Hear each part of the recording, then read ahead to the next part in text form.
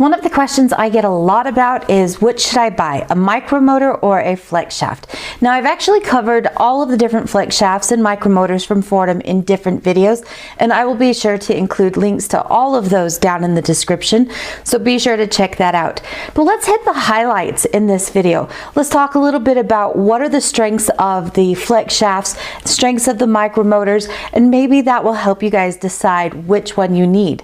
Now you also need to understand that each of these are going to have multiple options when it comes to different hand pieces, also different accessories, different types of controlling, whether you're using a foot control or you've got some kind of a control unit that sits on your bench top.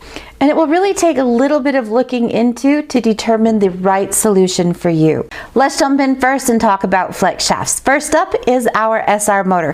Hands down, by far the most popular flex shaft, and you're going to find this in probably about 90% of jeweler studios. It runs from 500 to 18,000 RPM and features a 1/6 horsepower motor. So it's strong, but it doesn't have quite the same amount of torque that some of the others do. Next up is the LX motor. Now this motor is a low speed motor and it's got the highest power at lower speeds.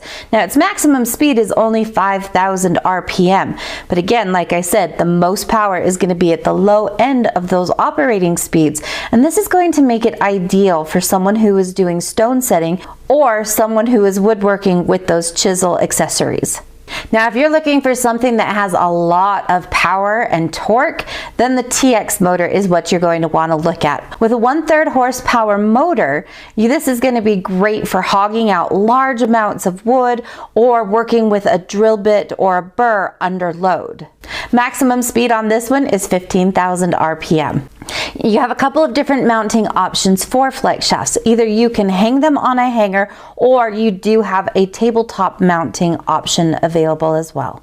Now when we talk about micromotor, this is the micromotor. It's not just your hand piece. So it's something a little bit different. And the reason they call it a micromotor is they take everything that's in that flex shaft motor and it's now sitting right here. We have two different types of motors. We have a brush type and we have brushless. Let's take a dive into our brush type to begin with.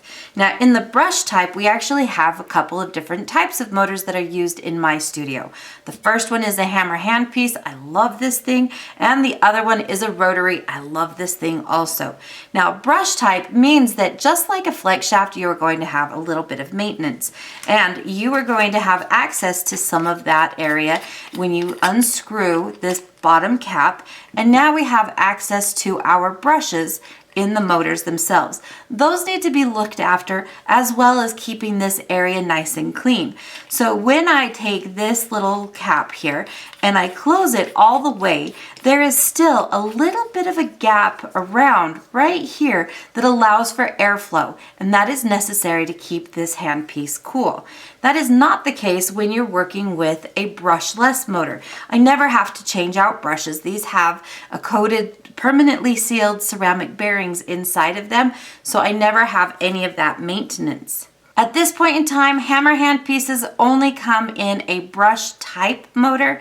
However, I do know that there is work being done on a brushless motor. When it comes to your rotary hand pieces, the way that you would swap out different accessories here is just by rotating, and you kind of hear that click. And that's going to open and close the collet up here. And what I like to do is order my rotary hand pieces with a 1/8 inch collet. By having a 1/8 inch collet installed on this, it allows me to have the option to select multiple sizes of mandrels when using a collet adapter. So in this case, I can use 1/8 inch accessories, which is about 3.2 millimeters, as well as with the collet adapter, can place this in here, and it's going to reduce that down now to a 3/32 or 2.35 millimeters. So now I have the option of using both sizes there. So now that we've talked a little bit about the different hand pieces, let's talk about some of the packages that these come in, or the boxes and the control units for this. Because you still, in addition to your hand piece, you are going to now need a control unit that's going to control that speed. Here in my studio, because it is a teaching studio, I have a number of these throughout the room. My first one here at my filming station is a 1050. It allows me to use two different types of motors. So I can have one brush type and one brushless. So as I'm here at the filming bench, I like to keep my hammer handpiece, which is a brush type handpiece or motor in there, as well as my brushless rotary handpiece or motor on that one. For my student benches, I keep a 1070. Now the 1070 refers to the options that come with that. And in this case, a 1070 comes with a rotary handpiece. But I could order the same thing as a 1090. It would have the rotary handpiece as well as the hammer handpiece. Now that is for brush type motors. It allows you to have one handpiece plugged in at a time, and then you just swap those out as needed. Finally, here in my studio, I have a 1040. Now the 1040 is Foredom's newest, and it was introduced just a couple of years ago. It features low speed at 500 RPM with high torque of 8.7 Newton centimeters. So that one is going to give us a really nice powerhouse of torque behind it. So when I'm setting stones or drilling into thick materials or trying to hog out some different materials, I'm going to have enough power behind that even at lower speeds so I don't lose control. The 1040 also has the ability to go up to 50,000 RPM. Now as a jeweler, that's a little bit more than I need, but for someone who's doing really fine detail in woodworking, it's an ideal machine. Now one machine I do not have here in my studio is the 1030, which is a portable brush type kit. Now this is not going to have a lot of torque to this, but it's going to be great for someone who needs to be out on the run. I see a lot of jewelers have these at their booths if they're at a show or something, and they can touch up some polish really quickly. It does feature a little higher speed, and again, it is portable, so it's battery powered and allows you to have that with you in situations where you may not have power. All right, we could have a whole day long class on all of the different accessories and the different settings, but this at least gives you a little bit of a high level overview of the different machines that are available. Now, like I said, I'm going to include links to each of the different individual items down below and their videos where you can find out more.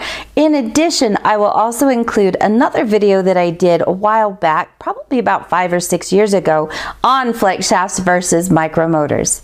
As always, like I said, if you have questions, please drop those in the comment section and I will get back to you as soon as I can. Thank you so much for watching, and if you like these videos that I do, please support me. It doesn't cost a thing. Give me a thumbs up, subscribe, and ring that bell and mark that you'd like notifications. And of course, when I have new videos, please come back and watch through those as well. We'll see you guys next time.